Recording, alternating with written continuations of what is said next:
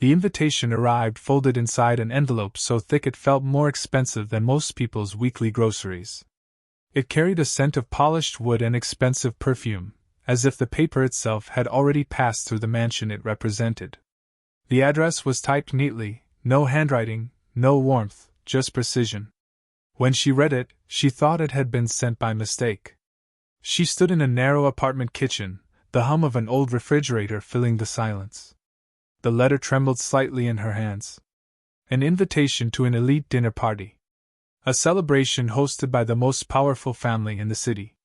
People she only ever saw from a distance, stepping out of black cars, faces on magazine covers, voices quoted in business columns. She read it again. And again. There was no mistake. Her name was printed clearly. She sat down slowly, the chair creaking beneath her. For years, she had cleaned offices late at night, moving quietly through hallways long after the important people had gone home. She had learned to be invisible, to keep her eyes down, to do her work without attracting attention. Invitations like this were not meant for people like her. Across the city, the mansion glowed with light even before sunset. Staff rushed through marble corridors, adjusting flower arrangements, polishing glass railings, aligning silverware until every fork reflected perfectly. Music rehearsals echoed faintly from the ballroom. Everything had to be flawless. The woman overseeing it all stood near the staircase, watching with a satisfied expression. Her dress was already chosen, hanging in a private dressing room, flown in from abroad. Her jewelry rested in velvet cases. She thrived on control, on the quiet power of knowing that every person under her roof that evening would measure themselves against her. Her friends gathered near the bar, sipping champagne as they watched staff work. Laughter floated easily, careless and light. "Tonight will be dull," one of them said. "Same people, same conversations." The hostess smiled, eyes narrowing thoughtfully. "Not necessarily." She leaned in, lowering her voice as if sharing a secret too delicious to waste. "You know the woman who cleans my husband's office?" A few brows lifted. One friend smirked. "The quiet one?" "Yes," she replied, lips curving. "I invited her." There was a pause. Then laughter, sharp, surprised, entertained. "You didn't." "I did," she said calmly. "Can you imagine? Dropping her right into this crowd. Watching her panic. Watching her realize she doesn't belong." Someone hesitated. "Isn't that a bit cruel?" The hostess shrugged. "It's harmless. She won't even come. And if she does, it will be a lesson." "A lesson in what?" another asked. "In knowing your place." The words landed softly, but their meaning was heavy. Back in the small apartment, she stood before a mirror that had seen too many tired nights and too few moments of pride. She held up the only dress she owned that might pass for formal. It was simple. Clean. Carefully pressed. She had worn it once before, years ago, for a graduation ceremony no one important attended. She remembered that day vividly. The way she had stood taller, how the weight of her achievement had felt heavier than the paper certificate in her hand. She had promised herself then that no matter where life placed her, she would never forget who she was. She took a slow breath. The invitation wasn't kindness. She felt that instinctively. It carried an edge, something unspoken. But declining it felt like shrinking. Like accepting the invisible box others had built around her. So she decided to go. The night of the party arrived wrapped in cool air and distant city lights. Cars lined the curved driveway of the mansion, headlights cutting through the dark like silent announcements of status. Guests stepped out dressed in confidence and couture, laughter spilling before they even reached the door. When her taxi stopped at the gate, the driver glanced at her through the mirror. "This is the address," he said, uncertain. "Yes," she replied, steady. She paid him, stepped out, and adjusted her dress. Her heart beat faster, not from fear, but from awareness. Every step toward the entrance felt deliberate, like crossing an invisible line. Inside, conversation flowed effortlessly. Glasses clinked. Compliments were exchanged like currency. No one noticed her at first. That was familiar. She stood just beyond the entrance, taking in the room. Chandeliers scattered warm light across polished floors. Paintings worth more than entire neighborhoods hung casually on the walls. People laughed without listening, nodded without caring. Then someone saw her. The shift was subtle at first. A pause and laughter. A glance held too long. Whispers traveled faster than footsteps. The hostess turned, mid-sentence, her smile ready. And then it faltered. The woman she had invited as a joke stood calmly near the doorway, composed, observant. She wasn't overwhelmed. She wasn't fumbling. She wasn't embarrassed. She was present. For a moment, no one moved. The orchestra faltered slightly, then continued. The hostess recovered, stepping forward with practiced grace. "You came," she said, surprise masked as amusement.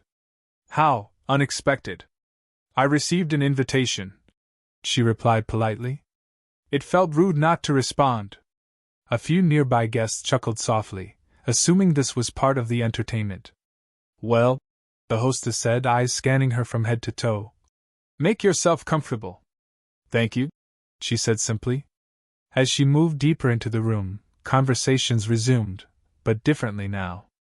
People watched her, studied her. Some with curiosity, others with thinly veiled judgment. She felt their eyes but refused to let them bend her spine. She had spent too many years shrinking for comfort. The hostess returned to her friends, laughter forced. "She actually showed up. This should be interesting," someone murmured. Across the room, she accepted a glass of water from a passing tray. Her hands were steady. Her mind was clear. She knew exactly why she was there, even if no one else did. From the staircase, a late arrival descended, adjusting his cuffs, distracted by a phone call.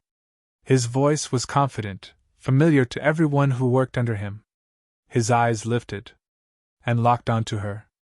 The color drained from his face so fast it was impossible to miss. The room didn't notice yet. But something had shifted. Something irreversible. She met his gaze calmly. And in that silent exchange, the first crack appeared in the perfect illusion everyone else still believed in. The moment stretched longer than it should have. He stood at the foot of the staircase, hand frozen near his cuff, phone forgotten. For a split second, the polished confidence he wore like armor slipped, revealing something raw underneath. Confusion. Recognition. Fear. She did not look away. Around them, the party breathed again. Music swelled slightly louder, laughter returned in uneven bursts, conversations resumed, but the current had changed. People sensed something without understanding it. Eyes flicked between the two of them, curiosity sharpening. The hostess noticed his stare. She followed his gaze, then laughed lightly, brushing his arm as if grounding him. "You look like you've seen a ghost," she teased. He forced a smile, too slow, too tight.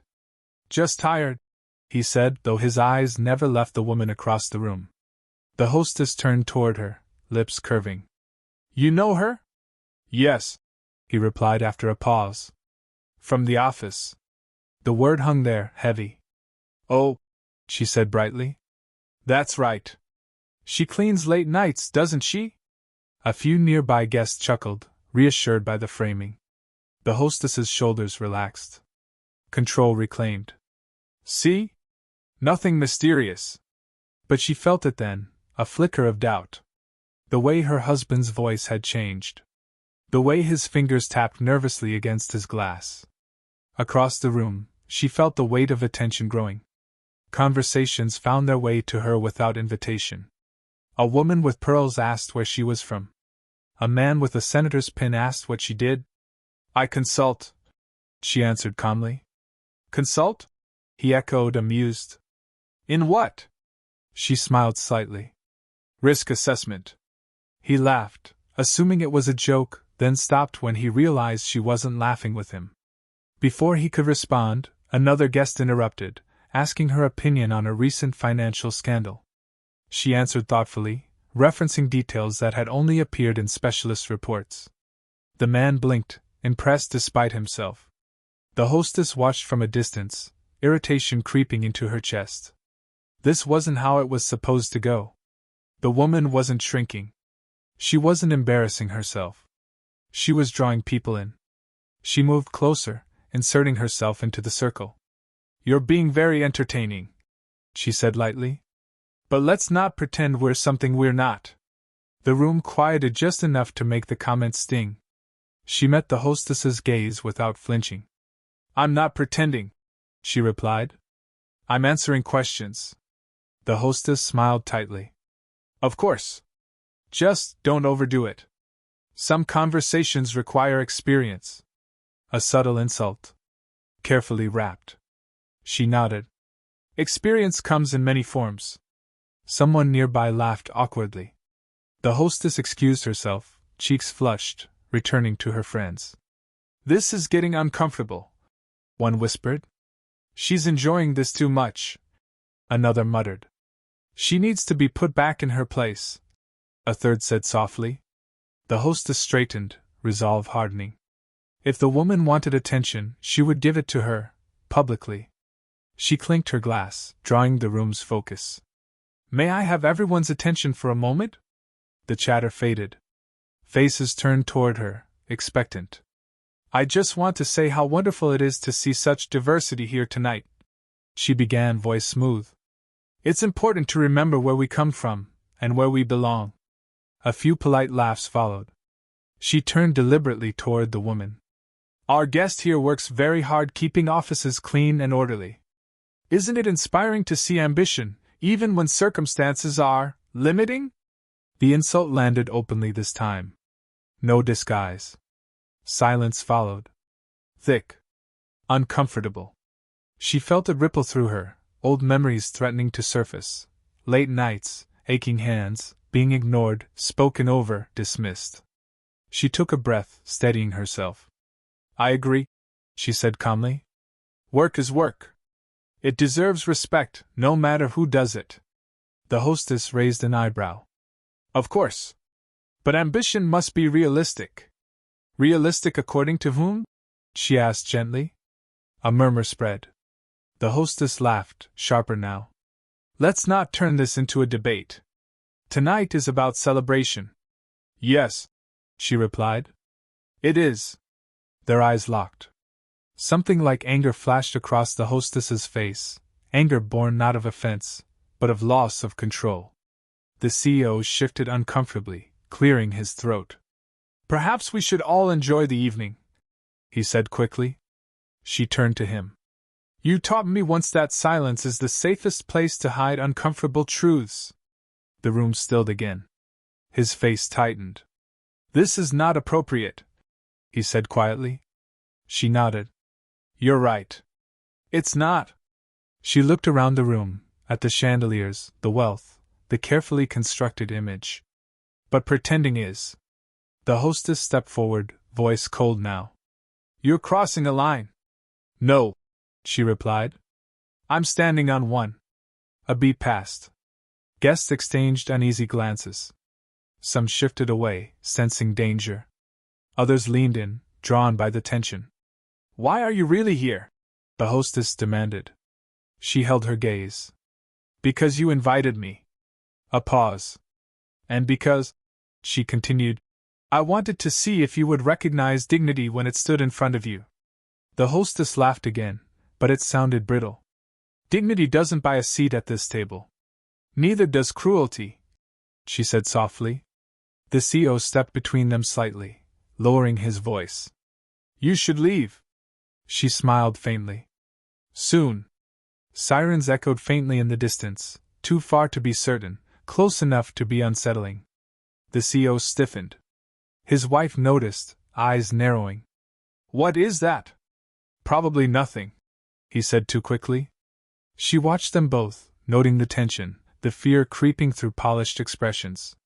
Her heart beat steadily now, calm as a drum. The room buzzed with unease. Something was coming.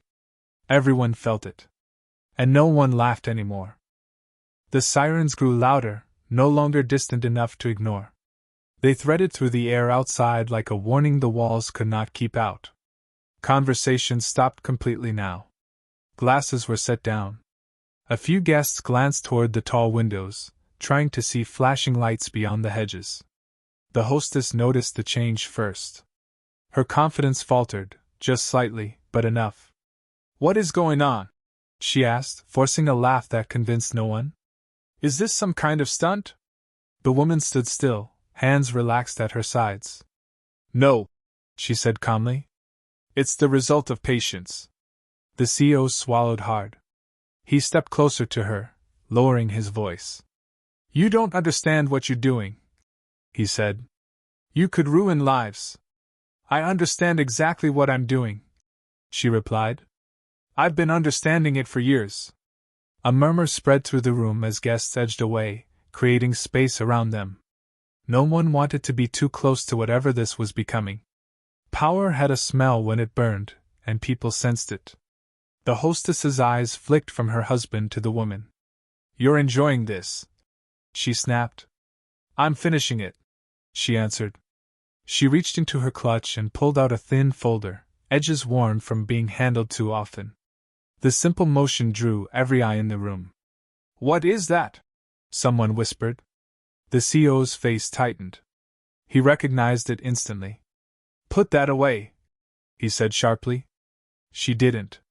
"For a long time," she said, voice steady but carrying. "I worked nights in your offices. I cleaned desks, emptied bins, wiped fingerprints from glass walls after meetings that decided the futures of people who would never know my name." Her gaze moved across the room, meeting eyes one by one. "You spoke freely around me. You assumed silence meant ignorance." A board member shifted uncomfortably. Another guest frowned, recognition dawning. "I heard numbers," she continued. "I saw documents left behind. Accounts that didn't match reports. Transfers that made no sense." The hostess scoffed. "You expect us to believe a cleaning lady understands corporate finance?"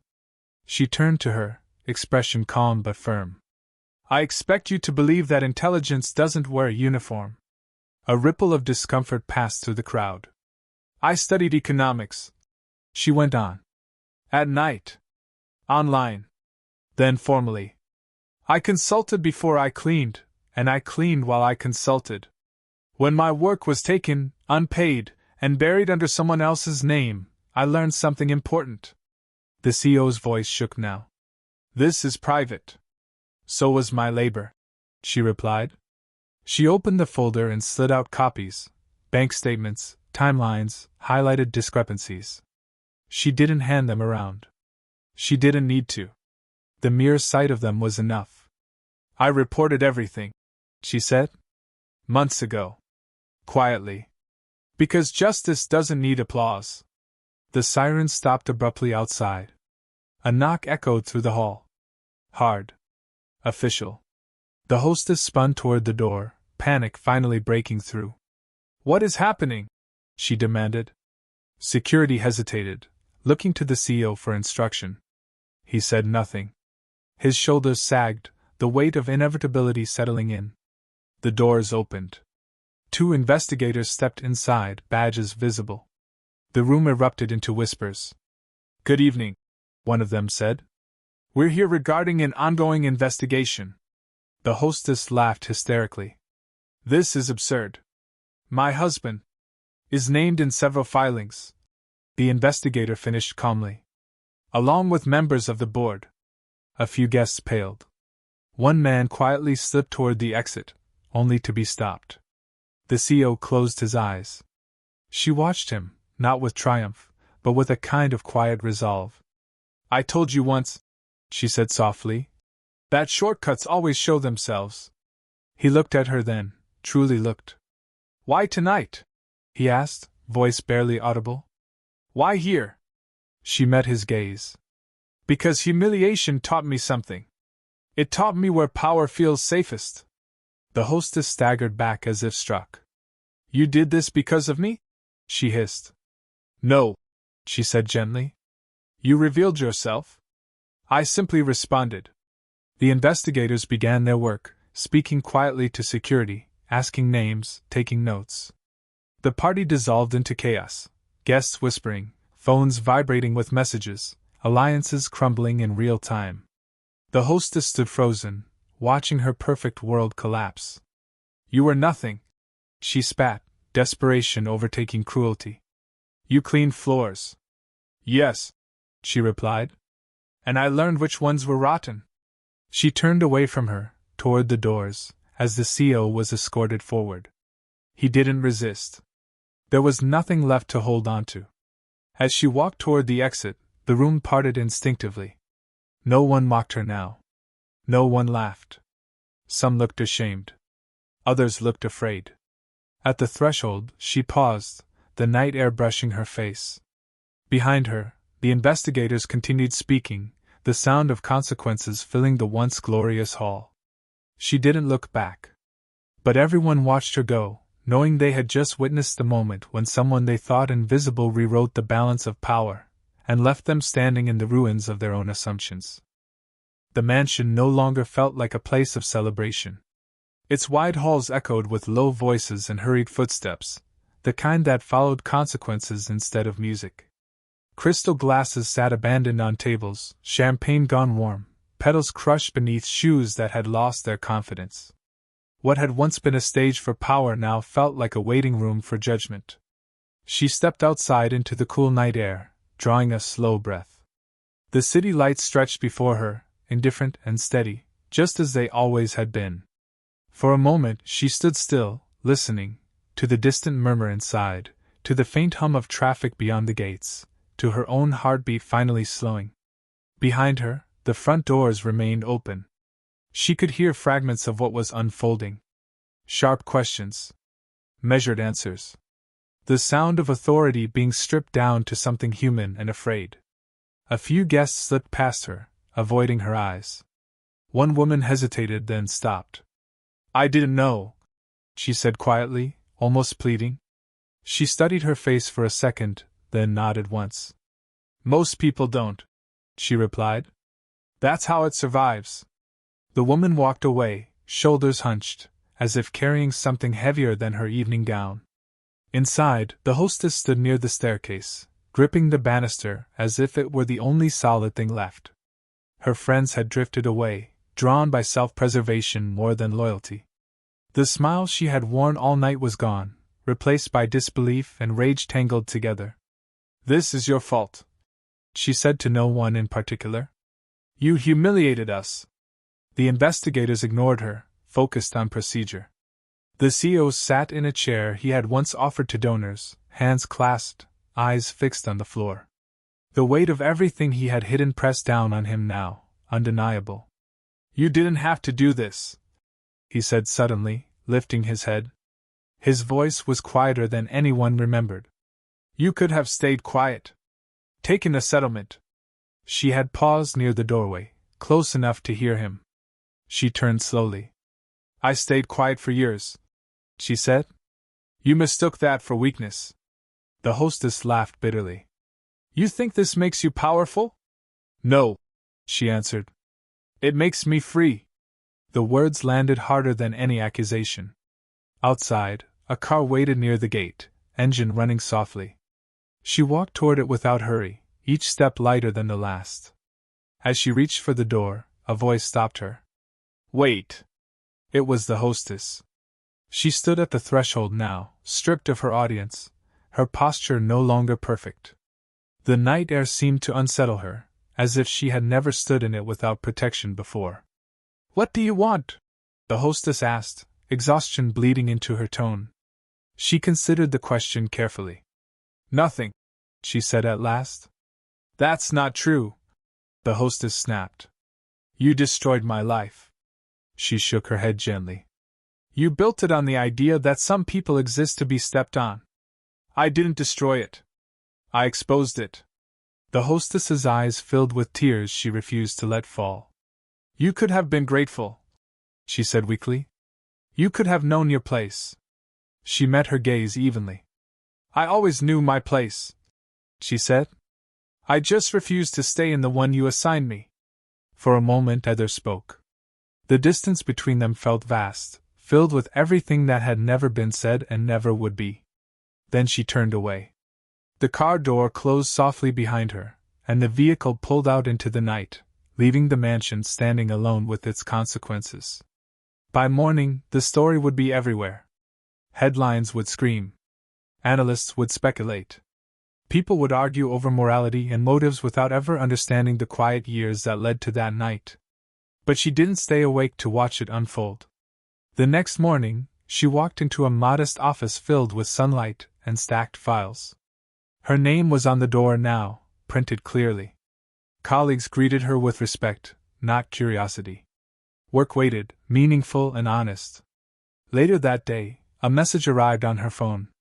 A single line from an unknown number. "You embarrassed us." She stared at it for a moment, then deleted it without replying. That evening, she passed the cleaning crew on her way out.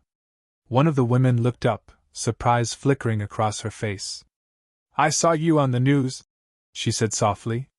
"They said you started as one of us." She smiled. "I still am," she replied. "Just standing somewhere different." The woman nodded slowly, something like hope settling into her expression. As she walked away, the sun dipped low, casting long shadows across the pavement.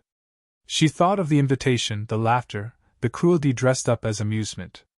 She thought of how close she had come, years ago, to believing the lies told about her worth. Power, she had learned, wasn't loud. It didn't always announce itself with wealth or status. Sometimes it waited patiently, gathering truth, until the right moment to speak. And when it did, it didn't need to shout. The joke meant to humiliate her had instead stripped away illusions, leaving only what was real.